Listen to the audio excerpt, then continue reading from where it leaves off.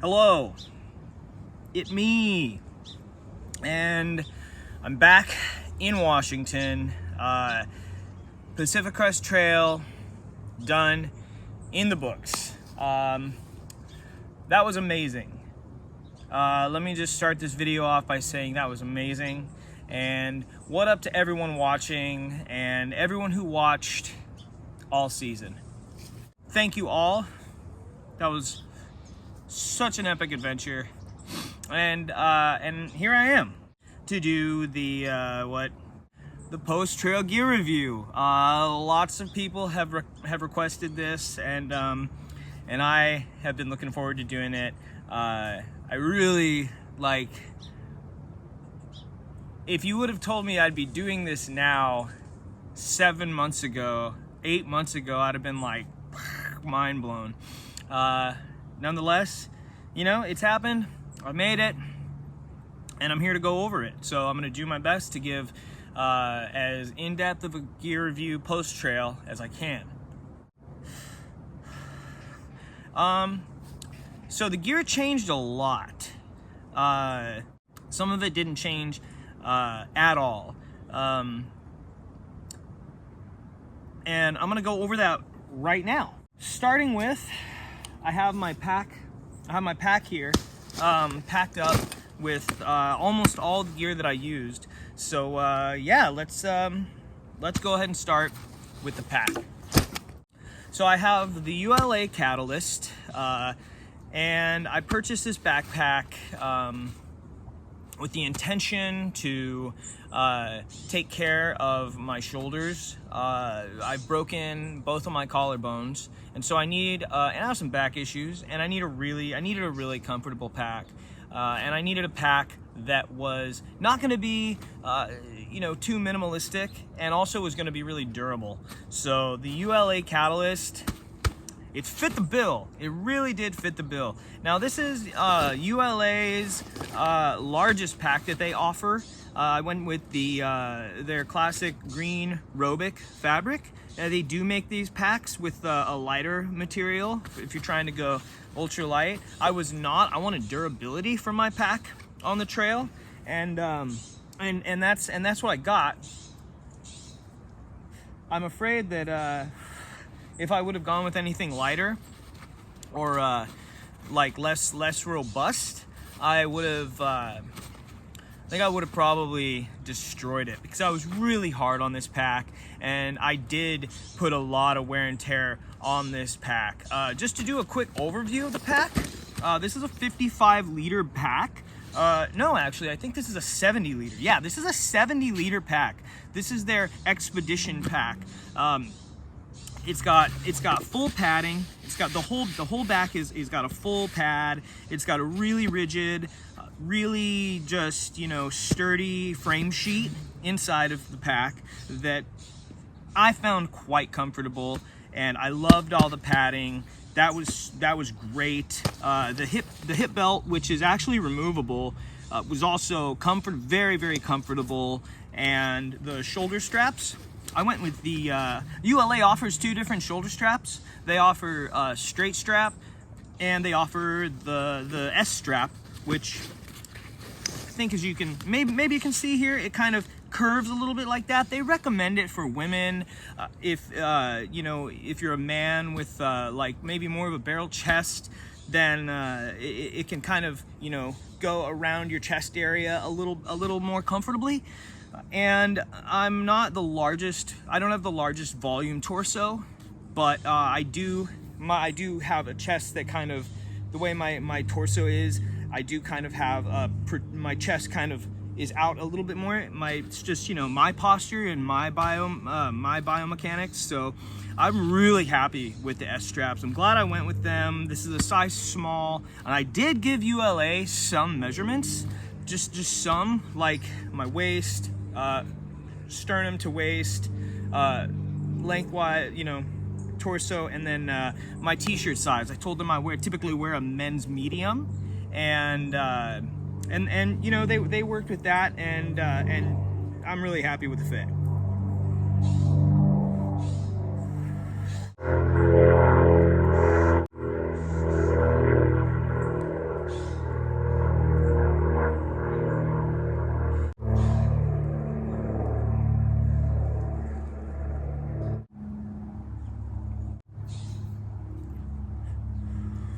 So the side pockets, they don't stretch. They're not a stretchy material, but they do have shock cord here at the very tops of them. So you can adjust that if you have small or lesser items in here and you want to cinch that down, or if you got a couple water bottles to put in here, and it will fit 2 smart water bottles, 1 liter side by side.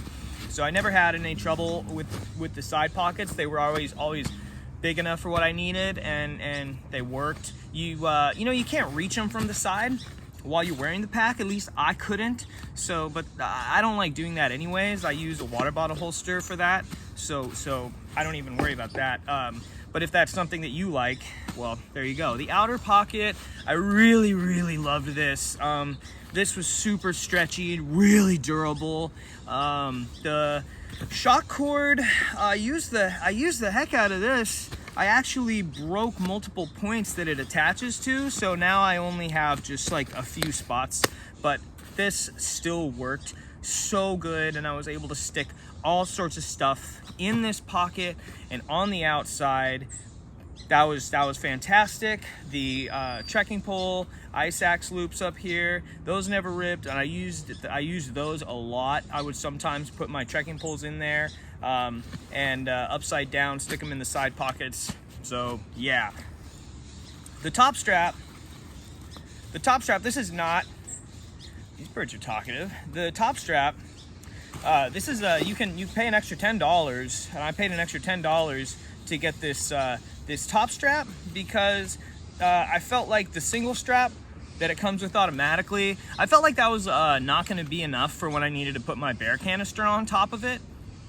And I'm really glad for that, because before I even got to the Sierras, my single top strap, the buckle had broke, and that, you know, luckily I brought this with me. I have this in my repair kit just as a backup, and for when I like got to the Sierras. And so I'm really glad I had this. I ended up using this for the rest of the trip.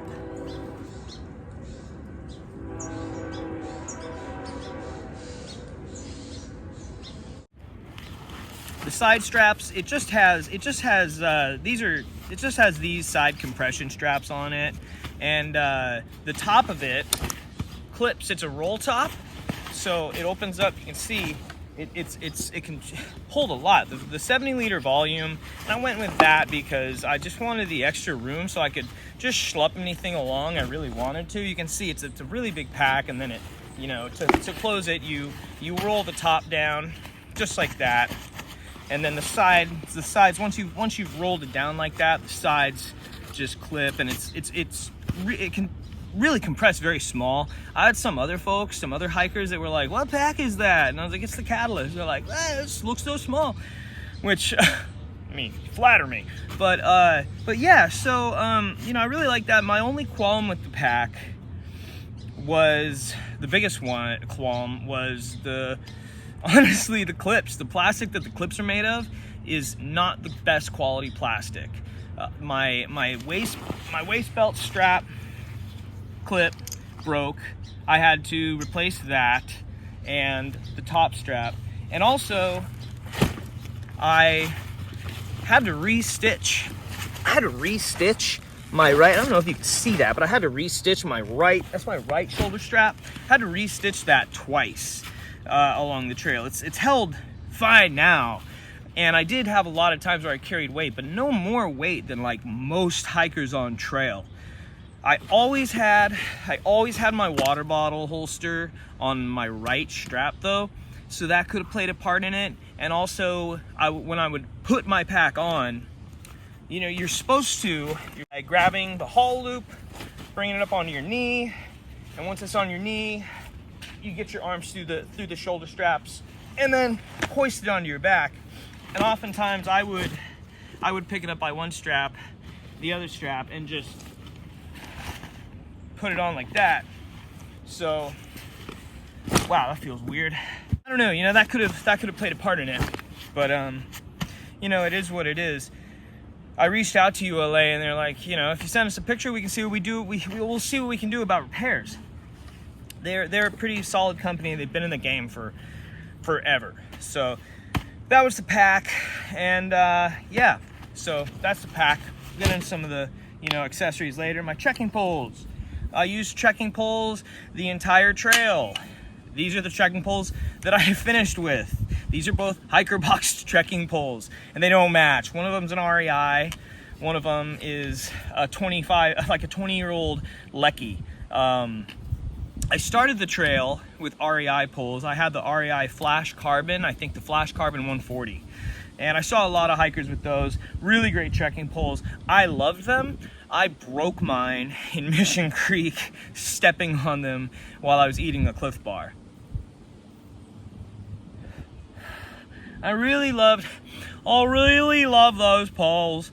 But c'est la vie. I hiker boxed some Lecky poles in Acton. I used those for a long time. Switched to these. They don't match because if you've been watching the channel, you'll know that I took a spill in section J in Washington, lost one of my poles. If you haven't watched the channel before, I took a spill in section J between Snoqualmie Pass and Stevens Pass in Washington and lost one of my poles. So I was able to hiker box this pole. The funny thing about this pole is kind of cool. It says demo series, but this is actually the Lecky Macaloo. This was made and released in about 2006. And when it was released, it was touted as the lightest pole that can extend the longest. And it has their classic patented ergonomic tilt of the handle, which is great. You gotta love that. The pole itself, it's heavy by today's standards. However, this was top of the line and marketed towards, taller hikers back in the day, which is ironic because I'm only about 5'6", 5'7" if I've got a good night's sleep. I'll dive into the pack, but while I've got this extra stuff right here, I'll talk about this in a minute. We'll just go over some of the outer things. We'll talk about footwear. Let's go with footwear first. I wore Bedrock sandals for my entire hike. Just knocked the ember off of my blunt. I wore Bedrock sandals for the entire hike. I did not switch to closed-toed shoes at any point during the hike. Now, if you're wondering why I went with sandals, I've spoken about that in previous videos, but I really enjoy hiking in sandals. For me, it works. There's trade-offs to it. There's a lot of trade-offs, some pretty big ones, some deal breakers for some people. Some people thought I was crazy. Some people were like, oh, right on, hardcore. There was other hikers I saw hiking in sandals. Huge shout out to Wrecking Ball. He was a fellow sandal wearer. He wore the brand Luna. They make a similar sandal with the thong design and that old school kind of Huarache running style sandals. So I actually have the first pair that I started with. These right here. These are my first pair of Bedrocks that I began the trail with, and I made it all the way to Hikertown in these. So these are 500 miles, and you can see here's my well, actually, what would be a better comparison is a Bic lighter. We'll use a Bic lighter for this. So here's a Bic lighter, and here's the sole of the sandal. You can see that that's a pretty thick sole. This is the thickest sole sandal. This is the Cairn Evo C that Bedrock provides. And I loved this sandal. It's got a Velcro strap. Got a Velcro adjustable strap that goes around your heel. It's got the classic, 3-point strap adjustment system, hook and loop on the inner of the foot, cinch strap on the outer of the foot, the adjustable Velcro on the back. And as you can see, it's still got quite a bit of tread on here. The reason I switched these out, and I would have kept wearing them, but the reason I switched these out in Hikertown was because these parts right here, right there, those are called the wings, and there's stitching in there. There's stitching in there in the wings, and on these, it started coming apart. So I had to shoe glue it, stitch it up. I ordered a pair, had them sent to Hikertown, and that pair, I have all pairs of my sandals from the whole trail. I managed to hold on to them. That is this pair. This is the Bedrock Cairn Evo C Pro. And the difference with these is these have a outsole on them. They're all Vibram soled, but the Cairn Pros, You can see that's gray. I don't know if you can tell on the camera, but that's gray, that's black. This is the Karen Evo C Pro. This is the Karen Evo C. It's also a bit thinner of a sole. You can see that right there, a little bit thinner. The Karen Evo C Pro, I just have nothing but praise for this sandal. Instead of a Velcro rear closure, it's got a hook and loop closure in the rear, which opens like this, adjusts as so, and the hook is metal, the straps are all nylon. I loved this sandal. The outer sole, the outer Vibram sole on this, very, very sturdy, and almost makes it feel like you've got a rock plate in the sandal. A rock plate in the sandal. So I switched to these in Hiker Town, and I was a little tripped out because I was like, oh my gosh, I'm getting ready to go into the Sierras in a couple hundred miles. Are these gonna do the job? This pair of sandals, I wore these all the way from Hiker Town to Hiker Town all the way past Bishop. I eventually got a replacement pair in, I think it was before Chester. I don't know, but this pair lasted about 700 miles, and it went through the Sierras, and you can still see it's got plenty of wear on there, but it did start running down. Now, legend has it that in 2016, a thru hiker named Pebbles hiked the Pacific Crest Trail in just one pair of bedrocks. I've never met Pebbles. Her story and a link to her blog spot that hasn't been updated in God knows when is on Bedrock's site. So you can go over to their site and you can read it for yourself. I tried to find her, man. I tried to find her. I looked on Instagram. I looked on Facebook. I Googled. I couldn't find Pebbles. I don't know her real name. But at Trail Days in Cascade Locks this year, Bedrock had a tent there, and they had Pebbles pair of Evo C's on display, and the entire bottom where the ball of your foot would go was split, and the whole bottom was almost smoothed out, which to me, I've worn at this point a total of 4 pairs of Bedrocks on the trail. I've worn a total of 4 pairs, and I had to switch out a couple of them because of that issue with the wings. The tread, when the tread started to go down, I noticed a massive change in traction, and although I probably could have pushed it, I felt, for me, I was already out there in the thick of it, and I needed the best traction I could get. So all in all, 1 replacement pair from Bedrocks. I purchased 2 pairs, 1, 2, yeah, for the entire trip. So yeah, those are the Bedrocks. My ice axe. This is the Camp Corsa.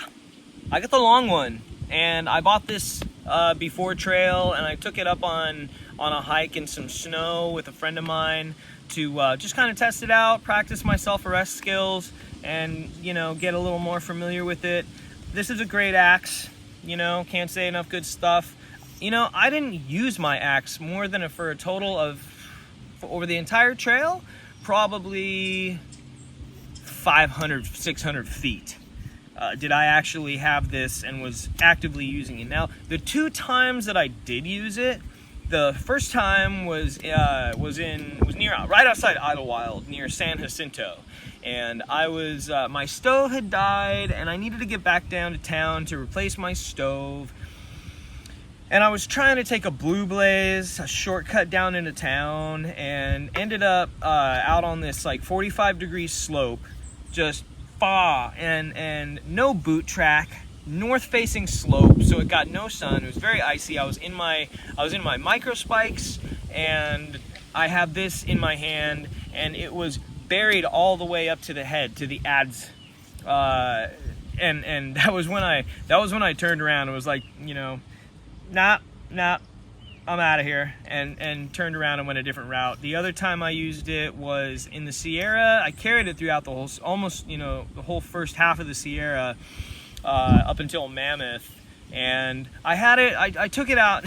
Forester Pass this year only had about 20 feet of snow in the chute near the top. So I took it out and just, was like across it just for the sake of it. Otherwise, I did use it on going over Muir Pass, which wasn't that steep altogether. And there was only a couple times where I felt like, you know what, I'm really glad I have this. Otherwise, it served as a great cat hole. You could really dig a good cat hole with it. I dug a lot of holes for Dakota fires with it. And, obviously it's like a sick-ass self-defense weapon, if need be. And it looks really cool, like, stuck in the ground outside your tent. That was honestly the coolest part about it for me. And, like, who doesn't want to carry something like this that makes you feel like a mountain climber? So, let's see. Let's get into the pack, shall we? We'll start with the outside. This is the Chicken Tramper Ultralight Gear water bottle holster. Love this thing. It never ripped, it never tore, it never broke. This is arguably one of the best parts of my entire kit right here. I loved it. Never had an issue. Even after it got worn out, it kind of got floppy, or if it got wet, it would get kind of floppy. But gosh, I would get 2 of them. I would use 2. I would use 1 on each strap, to be totally honest. Killer piece of gear. Chicken Tramper Ultralight Gear. I really have, I have no issues with them at all. I have nothing but good things to say. No nitpicks whatsoever. They deliver top-notch gear, very, very well made, and they're out of Oregon, so it's American made. So what more excuse do you need? I have a little bit of wear right here at the top where it attaches to the strap. It attaches to the strap using these. You can take the whole thing off, and it attaches using these clips, which are new to me. I learned about these this year. My hip pouch has them as well. As you can see, they've got little pointy things on them, the little pull tabs for gripping and opening it. And sometimes, if my pack was heavy and my straps were really digging into my shoulders, sometimes that would poke and chafe right there a little bit if I was wearing a tank top or a t-shirt. So didn't really care for that too much.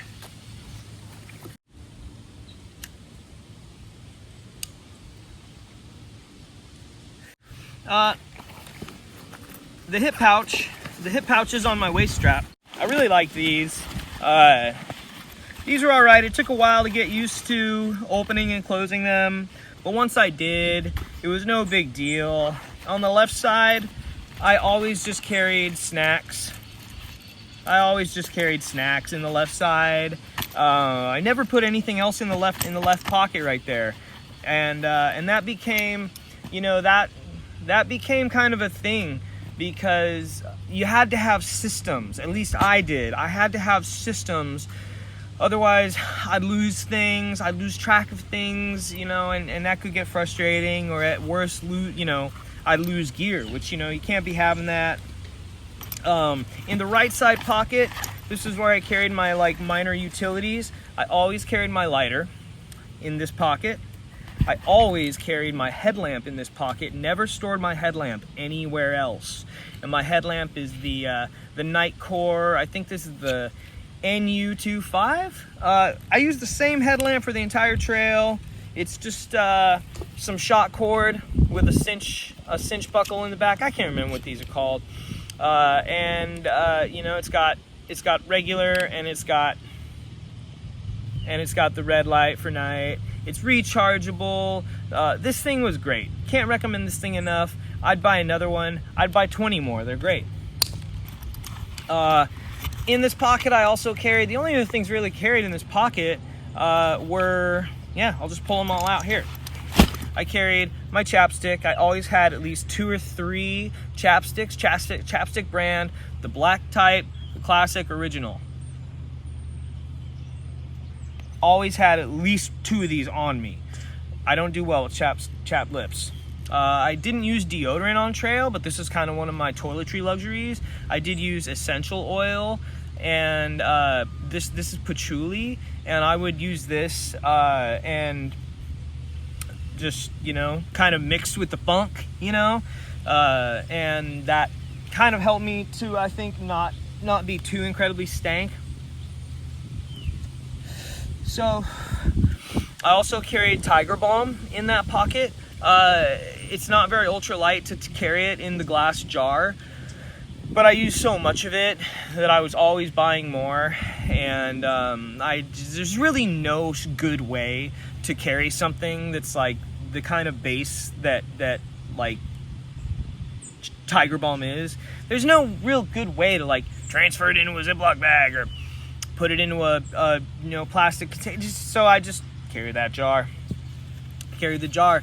This is my stove. For my stove, I use the BRS 3000.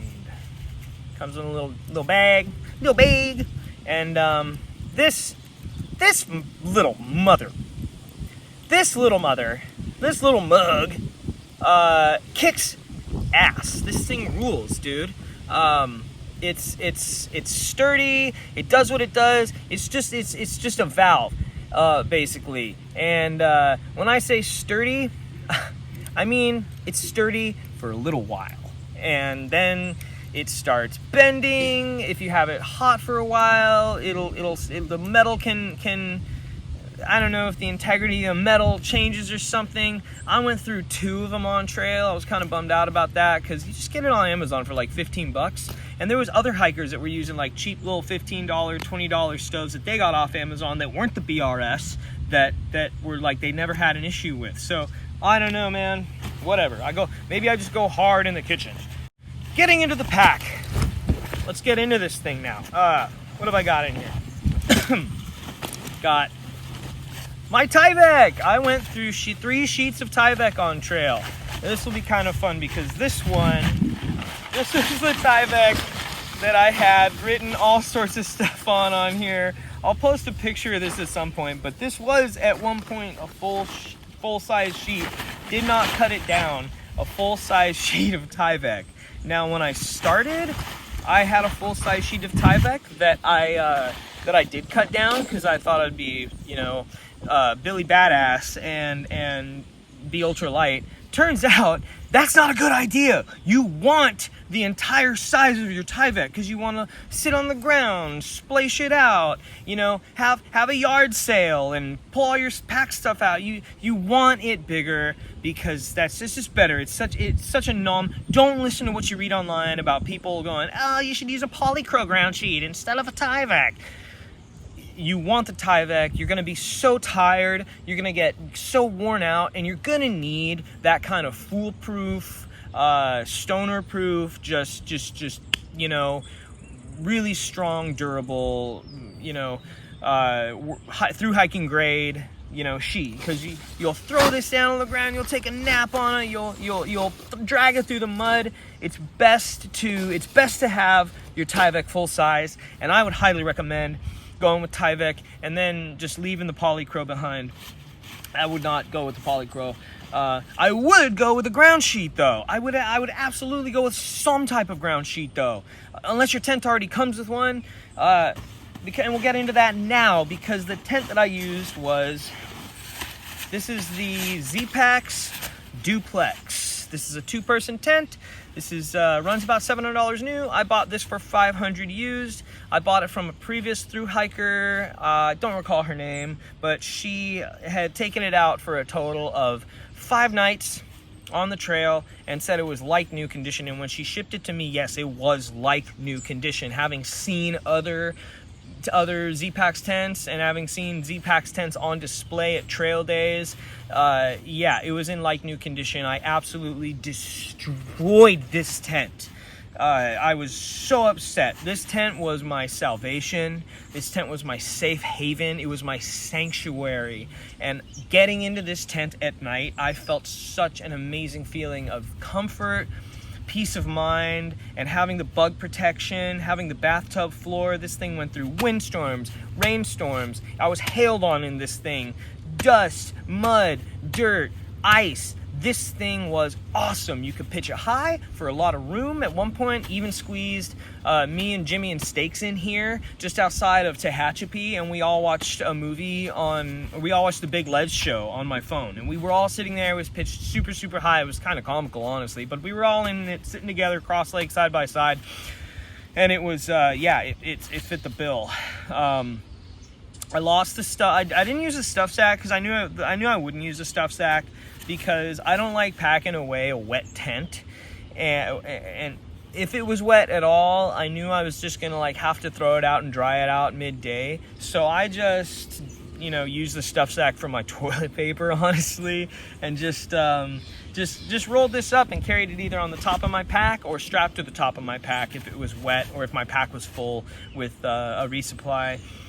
What did happen to my duplex is the bottom started delaminating, the top started delaminating. I've got duct tape all over the bottom. I've got KT tape patching the tops. Both my zipper doors, because it's got dual zipper doors that unzip in an arc, both of those broke. They just broke. And I know, you can squeeze the zipper thing. No, it was just wear and tear and dust.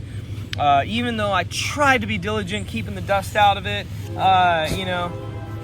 tried to keep dust out of it as best I can. Another recommendation with the zippers, especially on top of keeping dust out of it, is just to apply some Vaseline to the zipper teeth from time to time. And I did carry Vaseline with me almost the entire trail, so that kind of helped. It might have helped to prolong the wear and tear on the zippers, but ultimately, I mean, I heard of other people that by the end of the trail, they're like, yeah, my zipper's broke. And even on the Durstons too. So saw a lot of those. I'd buy it again full price without a second thought, and I'd use it again. But I would, going forward, if I will be carrying a Polycro ground sheet for it, because I think, and I pitched mine without a ground sheet a lot, and I think if I'd used a Polycro ground sheet, it would have saved on some of the wear and tear. When I talked to the dudes at Z-Packs, shout out to Mateo and those guys, they're like, we're not pulling magic tricks here. This is expensive, highly ultralight fabric. So the price is what the price is. And, their tents are designed to last a thru hike.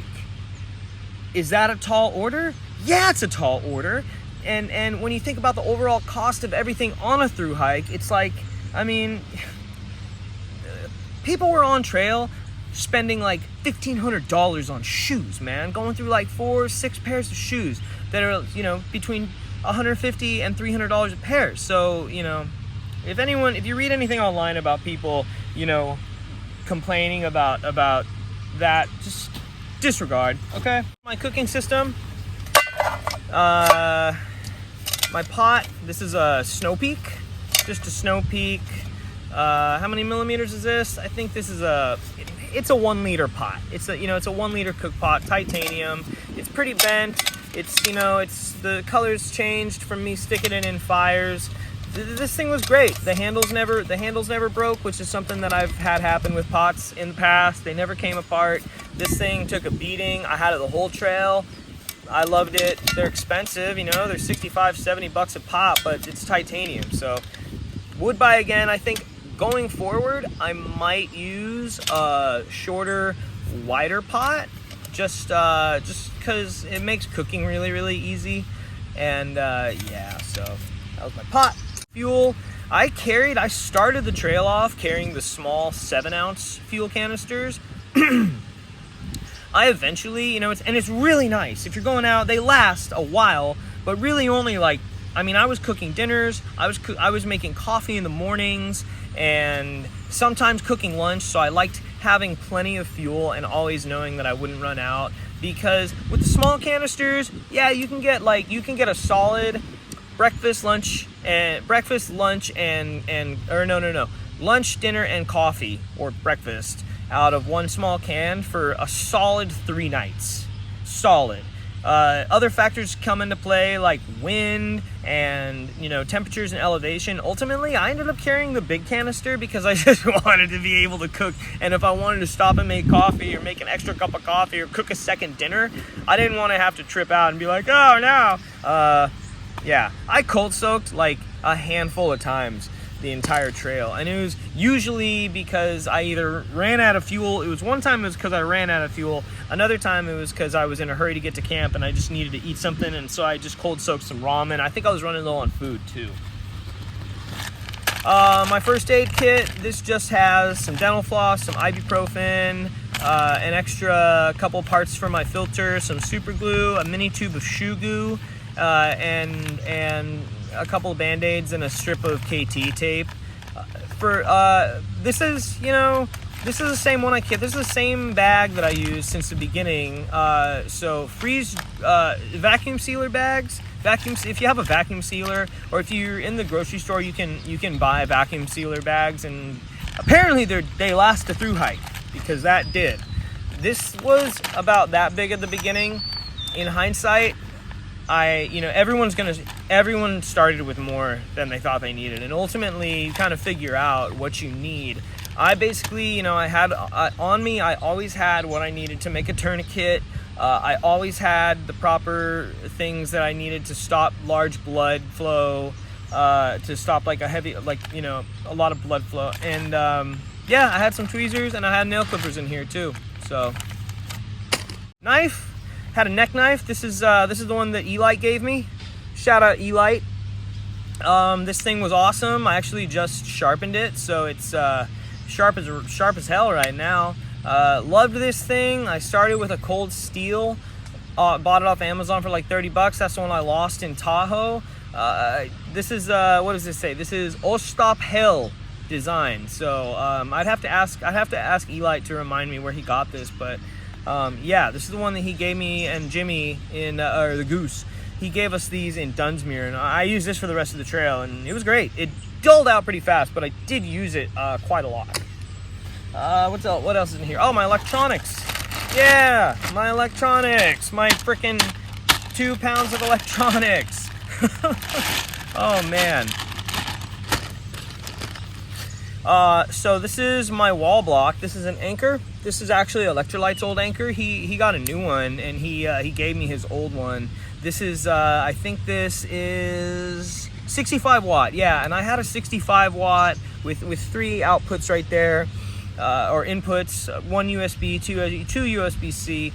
This thing was great. I started with one of these at the beginning of the trail. I'd spent like $50 on it. I left it at Campo. I was super bummed about that.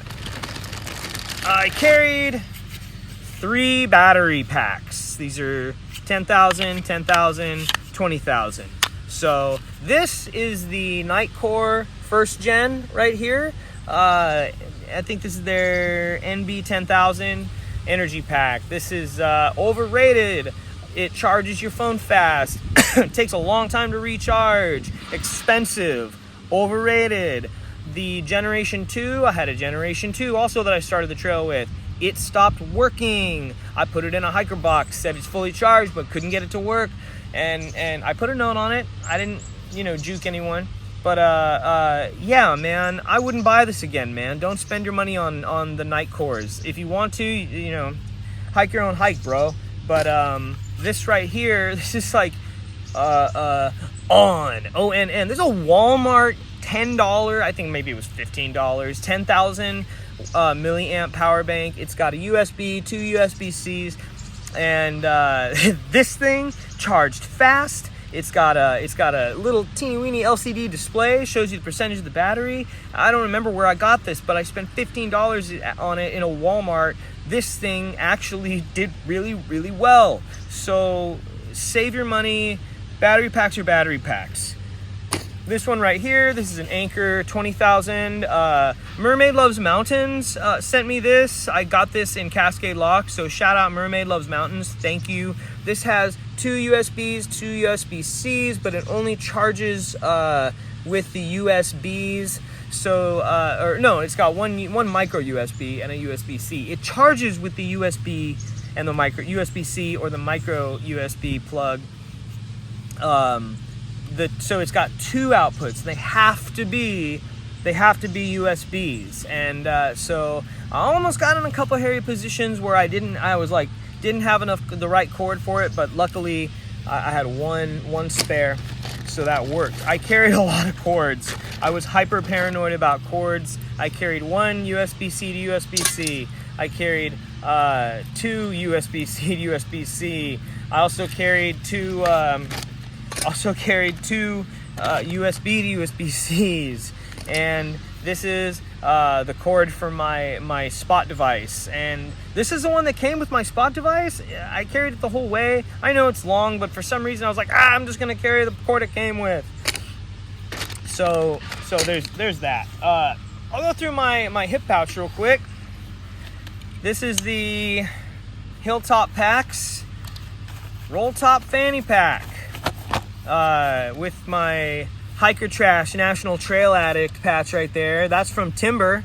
Shout out Timber. You can follow Timber. You can follow Mermaid Loves Mountains on Instagram at Mermaid Loves Mountains, and you can also follow Timber at Timber the Sobo Hobo on Instagram.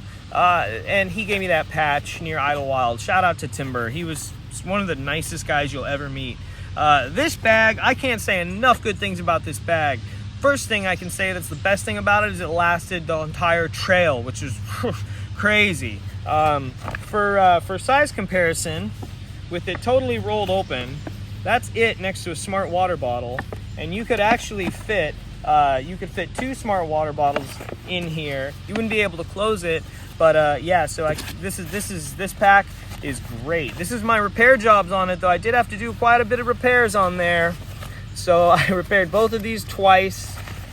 There we go. There's that side. Pretty crazy, huh? So I repaired that. The bottom is like, it's almost worn threadbare. I've got bits and pieces of tenacious tape all over this son of a gun. And the zipper I did get, or the clip, I did get the clip stuck in a hitchhike when we were going into Quincy. So I had to replace that. But I mean, that was user error. In this, I always carried my Spot device. Now I have the Spot. The company is called Spot.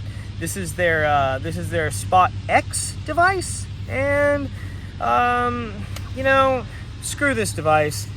Wouldn't buy it again. I got it because it has a keyboard. It can type out custom messages. It's got terrible reception. I actually got better reception using my phone. And in January, when Elon Musk and whatever, Apple and T-Mobile, some other phone companies, they came out with the whole thing so you can satellite text from your phone. So I never used this once. I never hit the SOS button, not even once, thank God.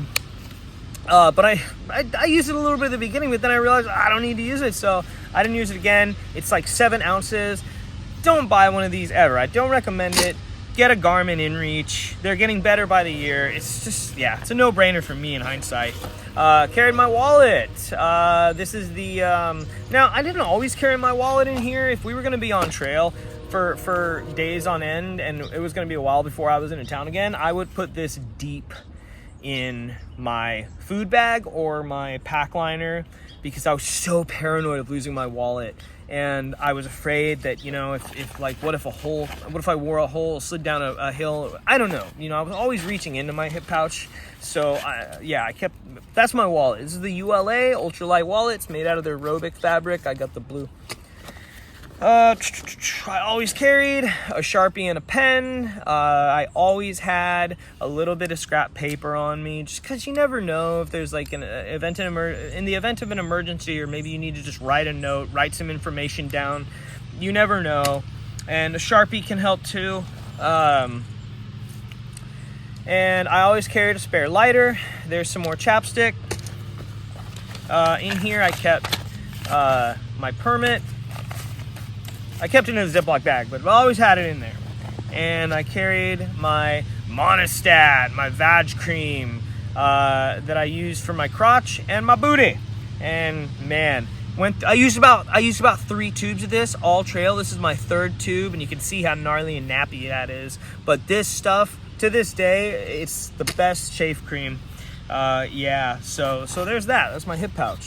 For my cell phone pouch,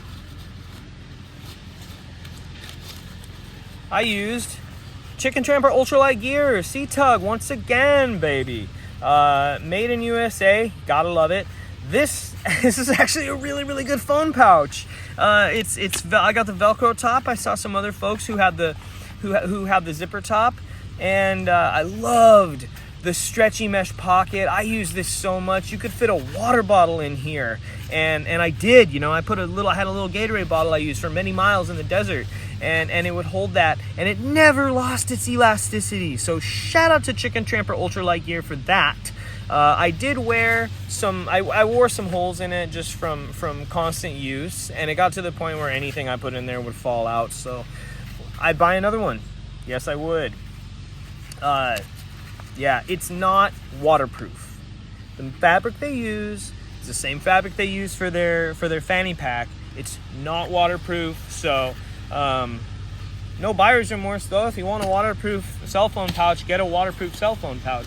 When I got up to Washington, I ended up switching over to the pouch that I used when I was a bicycle courier. This is made by Trash Messenger Bags. You can find them on Instagram at just Trash Messenger Bags.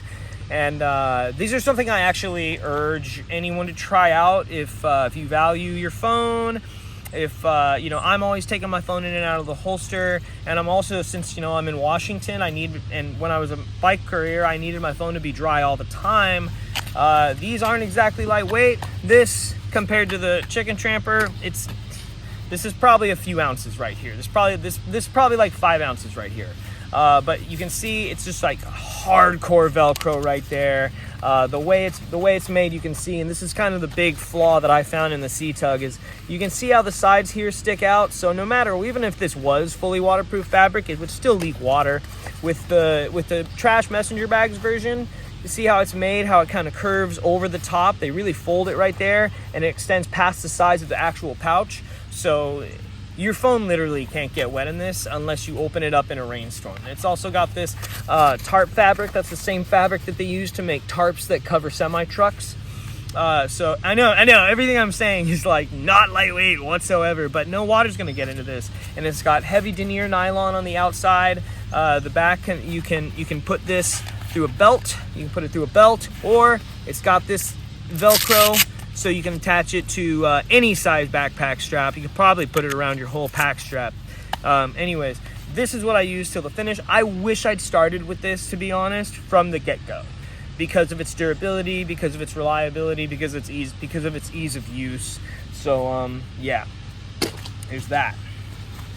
Getting into the rest of the gear, what I carried in the outside pocket of my pack was, I always carried my Dirty Saw Deuce 2, my poop trowel, and that doubled as my spork quite a few times. I'm not ashamed to admit it at all. I put duct tape all around the handle, because you really, like, digging cat holes was the biggest pain in the hand of any daily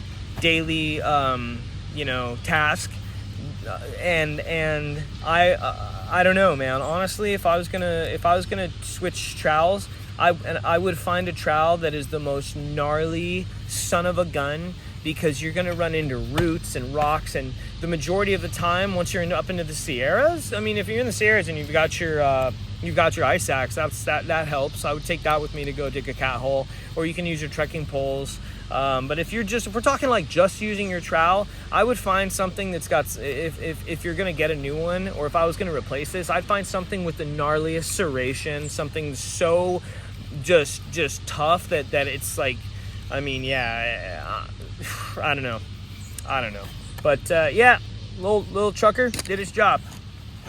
I always carried my spoon. I always carried my spoon out in this outer pocket too. Once again, my spoon, this was my second spoon. I lost my first one, and I was just it was so easy for me to misplace this thing, and also I wanted quick and easy access to it, no matter what the insides of my pack were packed like. So I always just kept it in the outside pocket, and it was always there. The only time I freaked out that anything went awry was when I didn't keep it there. So what else would I keep in here? Always carried my tent stakes. Oh, look at that dirt. I always carried my tent stakes in the outside pocket, and my tent stake bag. This is just I guess this held a single person bivvy by Ortovox. I found the bag in a hiker box. I cut off a bunch of the, you know, bulky parts of it, and this was my glorified tent stake bag for the rest of the trail. I don't even remember where I found this, but you know, my tent stakes, I started with the MSR Groundhog Minis, and I found some Nemo tent stakes in a hiker box, and I always had, I don't know why, but I always had, because I don't think any of these are my original, maybe a couple are my original tent stakes from the start of the trail. You lose them, they break, you find them in hiker boxes all over, and I think maybe I bought 2. But to be totally honest, if I was gonna buy new stakes, or if I was gonna buy a new tent, wanted to get new stakes with it, I would just go with the regular Groundhog, man. I know some people use the shepherd hook style stakes and whatnot. Honestly, like, you're gonna just destroy your tent stakes, and for like sandy ground or loose ground or even, you know, rocky ground where you need something a little more durable, I'll just go with the big Groundhogs, because it's worth the wait to have the reliability when you're pitching your tent. I never didn't have soap on me. I never didn't have soap. So this is the Dr. Bronner's. I always got the hemp peppermint when I got it. This bottle I used for a long time. I used to use like a little old shot, you know, airplane shooter bottle for a long time, but I always had soap on me, so I could always wash my hands. And I did laundry on trail as well, so yeah. And then I carried my toothbrush and my toothpaste. A funny little thing I did that might be worth mentioning is I put my toothpaste in an empty ibuprofen bottle, and so I could open it and just dunk my toothbrush in there and get some toothpaste on it and use that there. But I kept it on the outside so I could access it often to help encourage me to brush my teeth more on trail, and I think that helped. In the outside pocket on the wearer's left-hand side, I carried my water filter and my CNOC. My water filter, this is the Sawyer Squeeze. Most people were using the Sawyer Squeeze on trail. Most people were using this. This has the attachment right here, which is basically like a two-way little system right there. So you attach this, and then you can screw a water bottle onto it. This costs like 79 cents. I always carried an extra one in my first aid repair kit. And I also carried extra O-rings for it in my first aid repair kit too. And I had to use them a couple times. So I always had, from the start of the trail, I had like 6 on me. And so yeah, I had to replace the O-ring twice. This one lasted me all the way since Kennedy Meadows South. I know some people that used the same one for the whole trail, but if you're packing a fat wallet, I would have replaced mine like probably 2 times on trail, because nothing flows like a fresh Sawyer.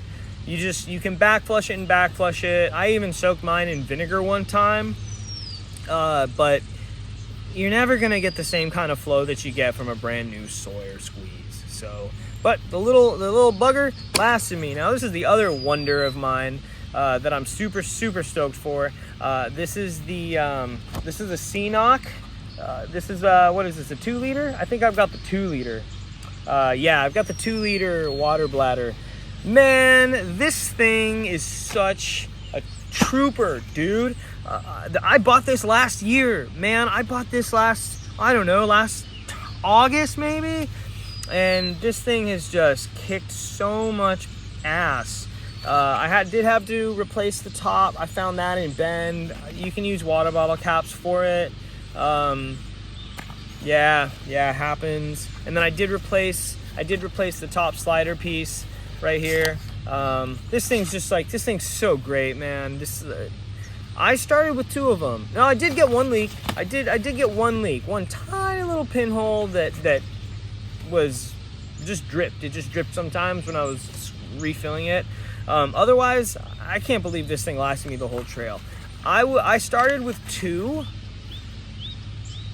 partially because I was packing my fears, but also because I guess I was just packing my fears.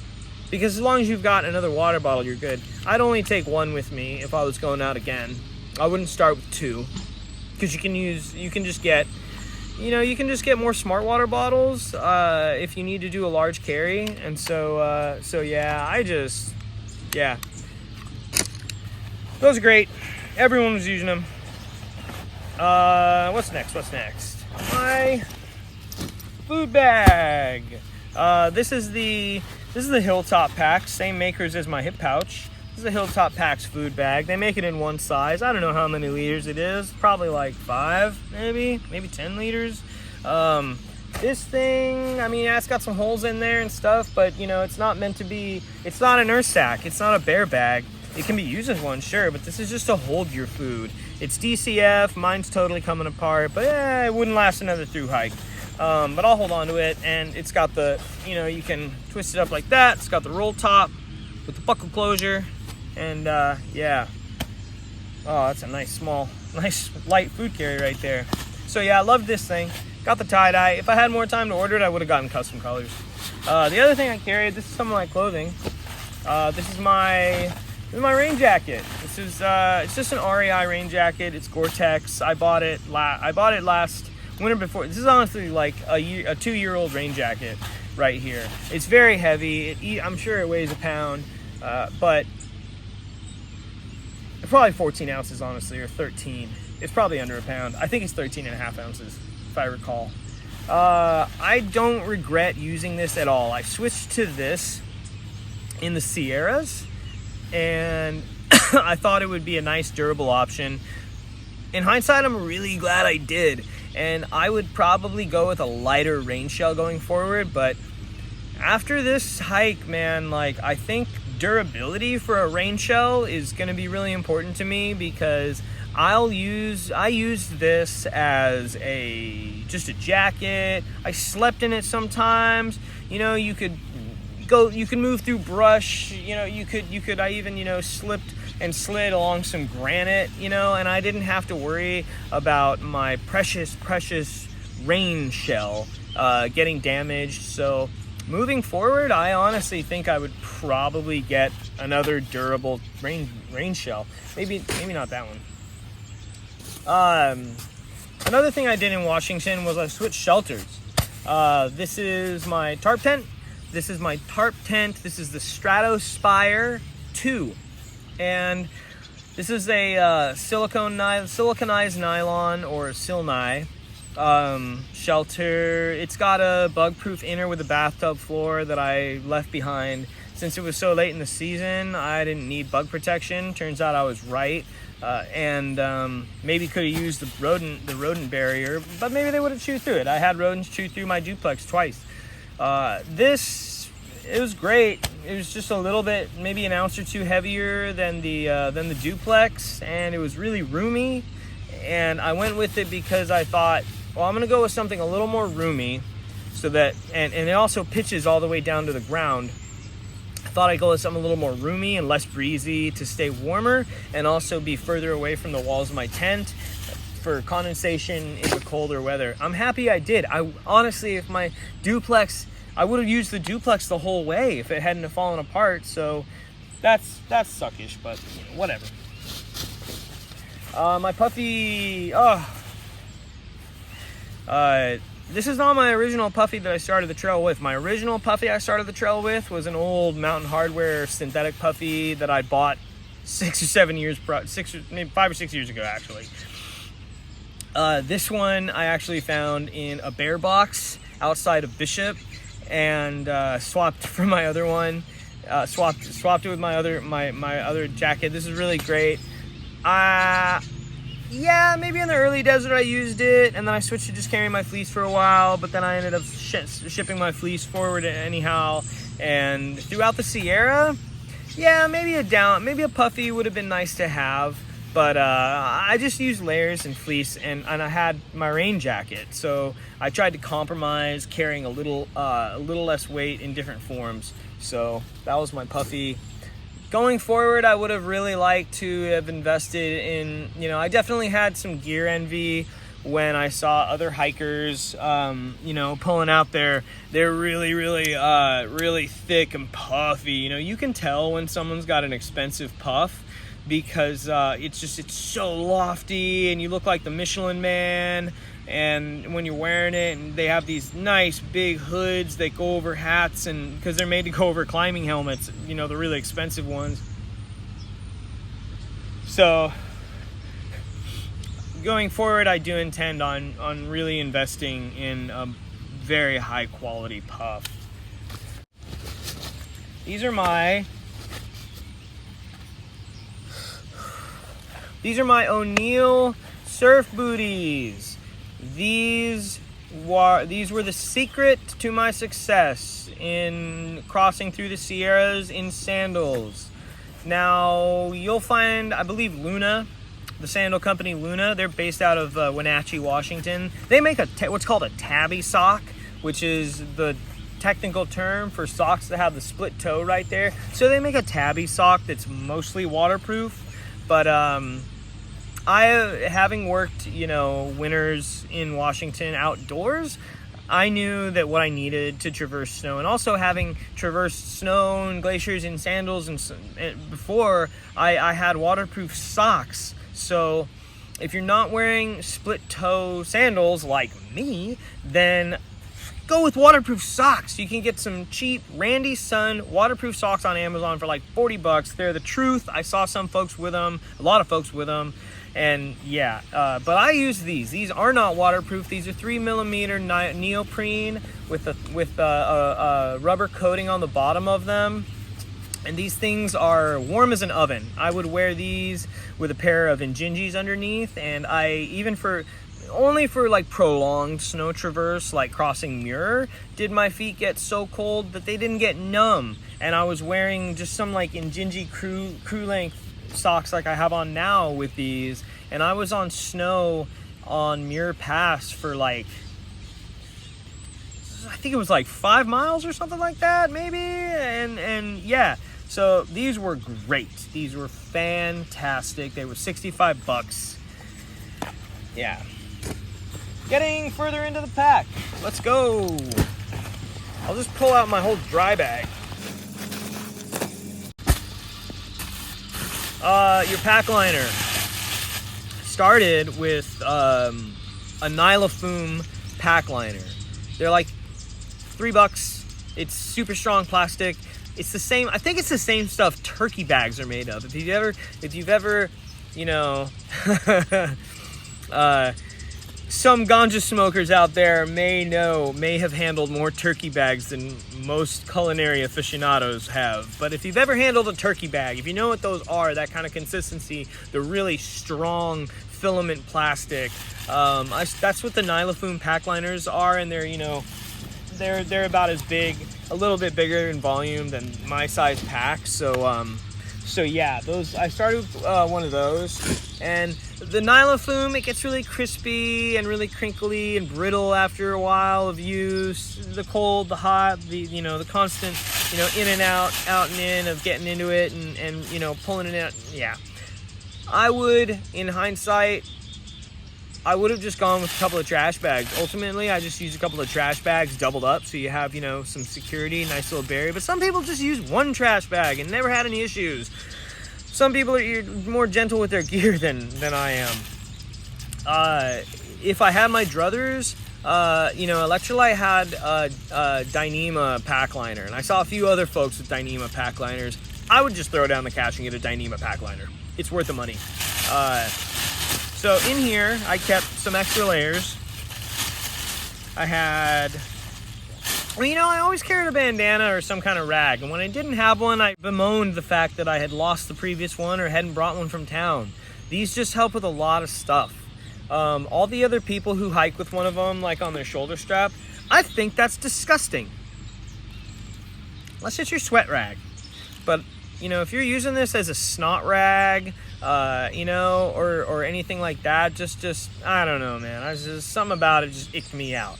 But having this handy, I really like that because, I'd wash it regularly, but, it can help just to dry water off your hands or to I'd use this to dry off my phone. Yeah, never had to use it for toilet paper. I don't have any toilet paper in here. I always carried a hat, not this hat, but I always had a hat. Shout out my mom. She actually knit this hat many years ago. Warm gloves.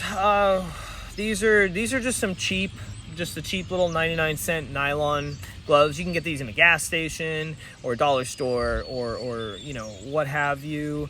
I started with a really nice pair of fleece glove liners and lost them. Bought another pair in Idlewild, lost them. I don't know, I had bad luck with gloves along the way until I got these. Never lost these. And you know, they kept my hands warm enough, man. Kept them warm enough. But I also, in Idlewild, this was something I was a little tore up about in Idlewild because I threw down like several $100s in Idlewild. It's starting to rain. If it dumps on me, I'm not going to stop filming.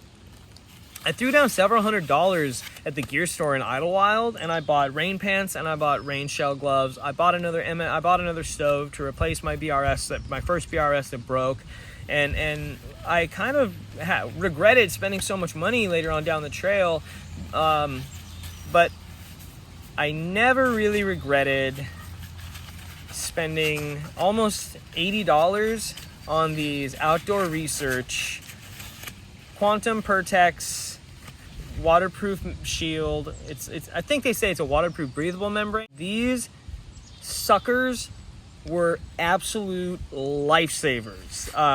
These were great because even if you didn't have gloves on underneath, they'd still keep your hands really warm and you could fit gloves on underneath them. These paired with those cheap little nylon gloves was like a super warm, almost winter glove. And they got this, they go up really far on the wrist. Like you can see, they got a nice pull loop right there, and it's just killer gloves. Totally worth it. I used them a couple times in the Sierras when I was packing up my tent when it was wet and cold, just to save for the cold fingers, and that totally worked. And also I used them up here in Washington a ton. I was constantly wearing these, and they kept my hands dry in the rain, so dry. They kept my hands so warm in the cold. Once I put these on, it was just like a matter of minutes until my hands were warm. Anyways, I'd buy them again. So glad I bought them. My rain pants were the matching Outdoor Research Quantum Pertex rain pants. I think it's Quantum Pertex. I don't know. It's Pertex.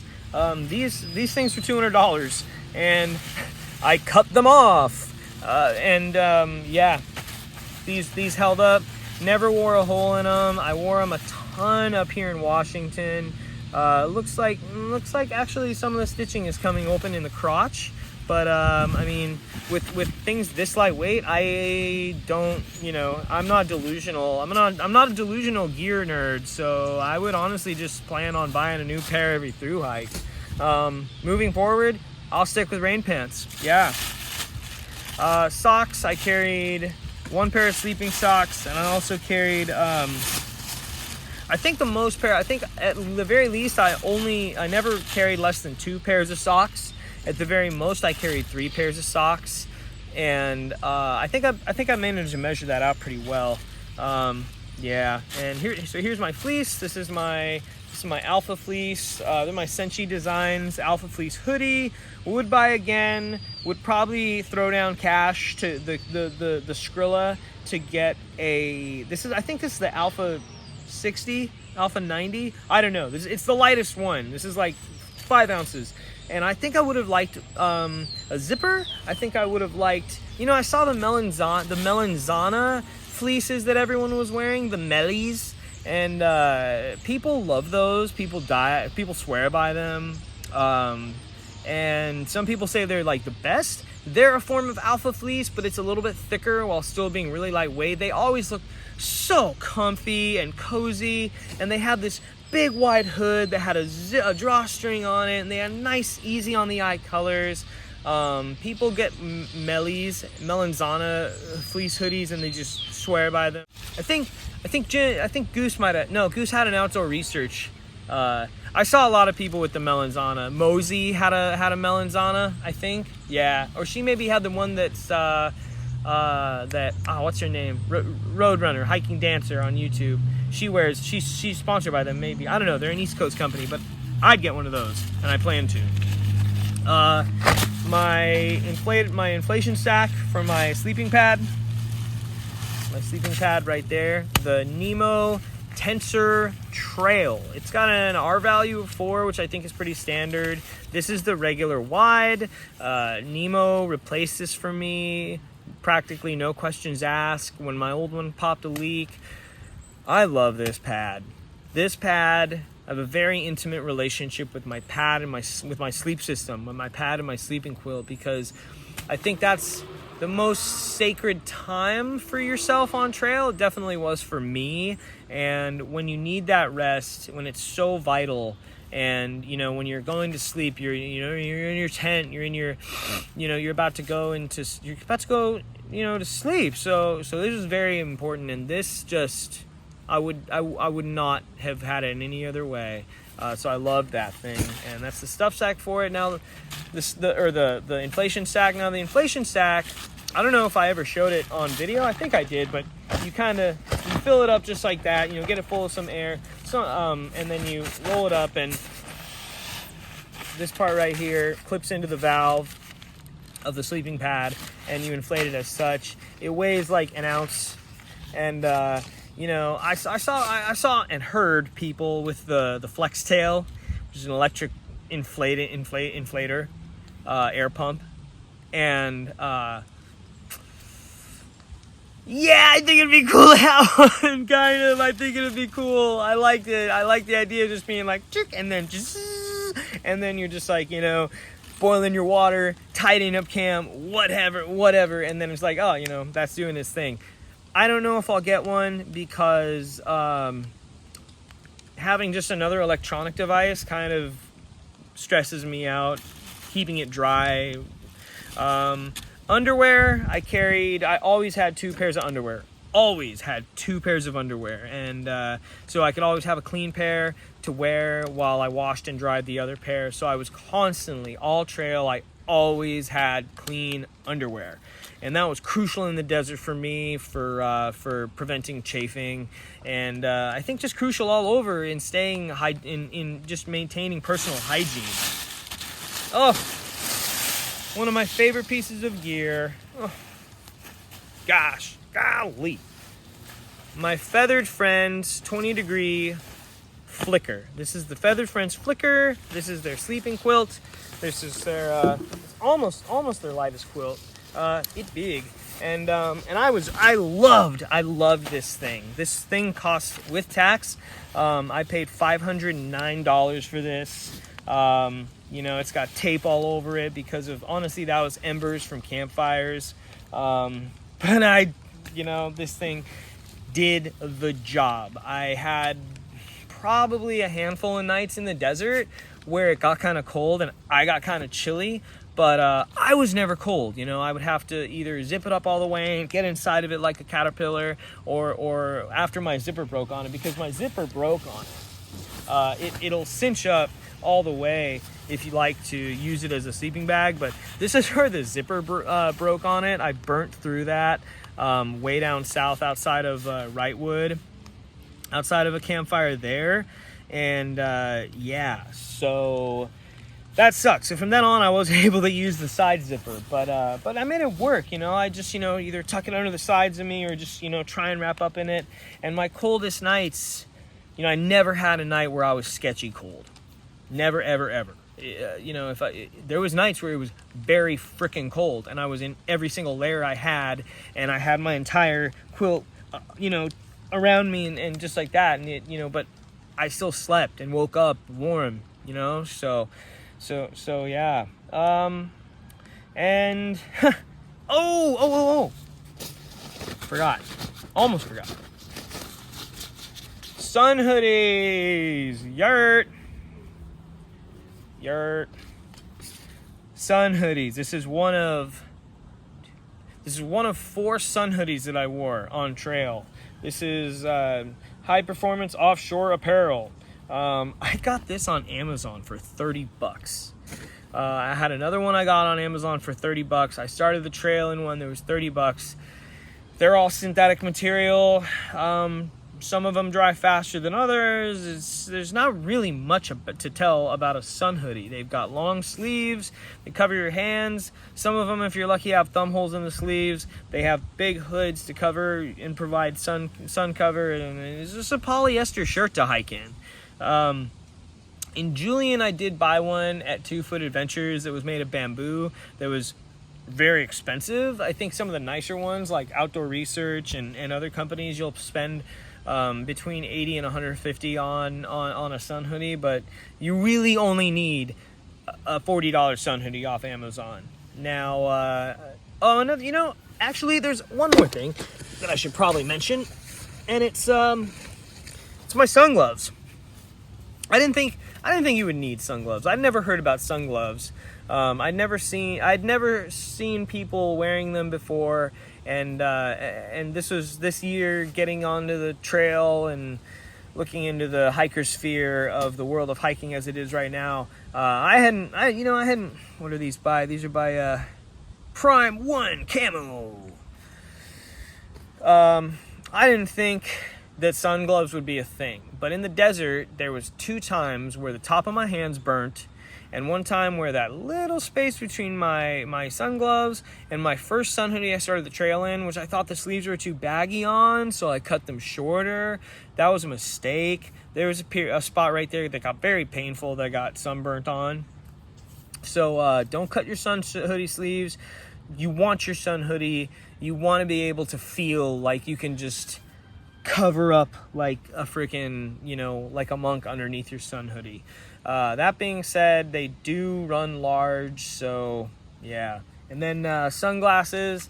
These are Dynafit. It's made in Italy. These are the Skycat 3, I want to say.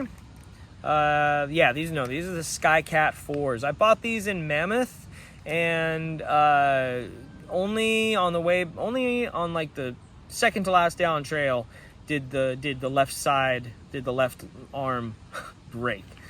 Shout out to Poet, because I left these at Hearts Pass, and Poet caught up to me later that day, and he had carried these all the way to camp for me.